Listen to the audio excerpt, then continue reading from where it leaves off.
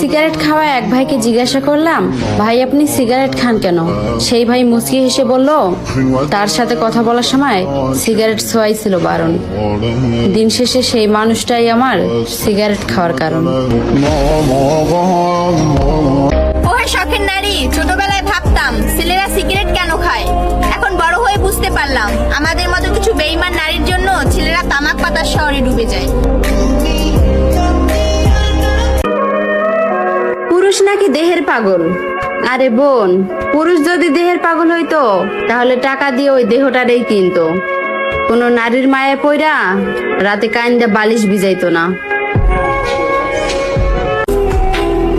আস্তাগফিরুল্লাহ, আপনি ভাবতেও পারবেন না এই ভিডিওটা শেয়ার করে দিলে এই আস্তাগফিরুল্লাহ যদি একবার আপনার শেয়ারের কারণে যদি একবার কেউ পড়ে তাহলে আপনার জন্য তওবা হয়ে যাবে।